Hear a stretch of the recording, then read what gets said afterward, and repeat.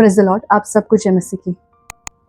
सपोपदेशक की पुस्तक उसका 3रा अध्याय उसके 11वें वचन में लिखा है, उसने सब कुछ ऐसा बनाया है कि अपने अपने समय पे वे सुंदर होते हैं। फिर उसने मनुष्य के मन में अनादि अनंत काल का ज्ञान उत्पन्न किया है, तो भी जो काम परमेश्वर ने किया है वो आदि से अंत तक मनुष्य समझ नहीं सकता।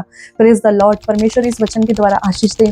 वचन हमें सिखाता है कि आकाश के नीचे पृथ्वी के ऊपर हर एक चीज का समय है। रोने का समय, हंसने का समय, बोने का समय, काटने का समय, जन्म लेने का समय, मरण का समय, प्रेम करने का समय, बैर करने का समय, काम करने का समय, परिश्रम से लाभ लेने का समय, हर एक चीज का समय है। हो सकता है जिस सीजन से आप होकर गुजर रहे हो वो एक टेम्पररी सीजन होगा, क्योंकि वचन कहता है कि हर एक चीज का फेज होता है। परमेश्वर हर परिस्थिति से आपको कुछ ना कुछ सिखाता है। एक बहुत प्यारा एग्जाम्पल है जो मैंने अपनी लाइफ में सीखा है कि किस प्रकार से वचन कहता है कि सोने को, गोल्ड को जितनी बार भी तपाते हैं, प्योरीफाई करते हैं, जितनी बार भी उसे भट्टी में लेके जाते हैं, वचन हमें सिखाता है कि वो प्योरीफाई होता है, उतना प्योर होता है। उसी प्रकार से एक प्रोसेस है। आप और मैं जितनी बार भी प्रोसेस से होके गुजरेंगे, हर एक चीज़ के एक सीजन से होके गुजरेंगे, परमेश्वर आपको और मुझे अपने राज्य के लिए तैयार करते हैं। परमेश्वर आपको तैयार करते हैं ताकि जिस आशीष को परमेश्वर आपको देने जा रहे हैं, जिस अभिषेक को देने जा रहे हैं, उस अभिषेक के सिर्फ आप एक भंडारी नहीं परंतु एक सोता बन जाएं जो आपसे ओवरफ्लो होके जाए, है ना।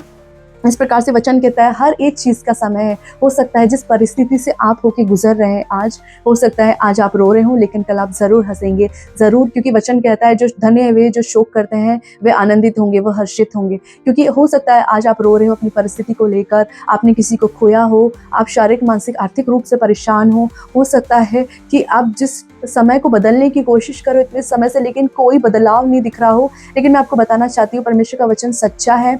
परमेश्वर ने कहा है कि हर एक चीज का समय है। हो सकता है जिस बीमारी को लेकर इतने समय से, जिस आत्मिक रूप से बढ़ने के लिए आप प्रार्थना कर रहे हो, उस समय को लेकर आप प्रार्थना कर रहे हो लेकिन उसका रिजल्ट नहीं मिल रहा है, लेकिन मैं आपको बताना चाहती हूँ वचन कहता है कि प्रार्थना में लगे रहो, अनसीजिंग प्रार्थना करते रहो, नॉन स्टॉप प्रार्थना करते रहे। परमेश्वर आपकी प्रार्थना का जवाब डेफिनेटली देंगे, जरूर देंगे, क्योंकि परमेश्वर ना तो कभी सोता है ना कभी ऊँगता है। परमेश्वर प्रार्थनाओं को सुनकर उसका उत्तर देने वाला परमेश्वर है। परमेश्वर झुककर आपकी प्रार्थनाओं को सुनता है और परमेश्वर आपको पवित्र आत्मा को भेजा है ताकि वो आपके साथ रह सके, कंसोल कर सके, कंफर्ट कर सके, आपको गाइड कर सके। तो ऐसा हो नहीं सकता कि आप जिस परिस्थिति को लेकर प्रार्थना कर रहे हो परमेश्वर आपको उसी हालत में छोड़ दे, क्योंकि परमेश्वर प्रेमी पिता परमेश्वर है। वचन कहता है जब तुम बुरे होकर अपने बच्चों को अच्छी वस्तुएं देना जानते हो तो परमेश्वर तुम्हें उससे बढ़कर क्यों ना देगा। परमेश्वर पे विश्वास करना सीखे। वचन कहता है कि अविश्वास आशा की वस्तु अनदेखी वस्तु का प्रमाण है।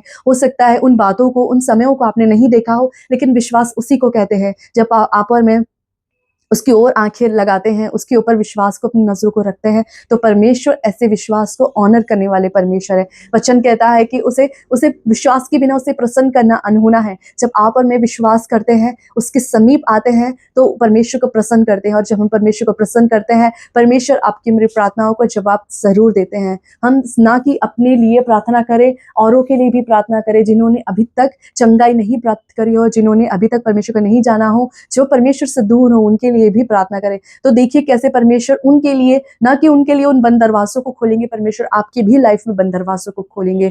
तो अगर इस वचन के द्वारा आपने आशीष पाई हो तो इसे लाइक कीजिए, शेयर कीजिए, सब्सक्राइब कीजिए और लोगों तक पहुंचाने के लिए मेरी सहायता मदद कीजिए। परमेश्वर वचन के द्वारा आपको आशीष दे। शालोम।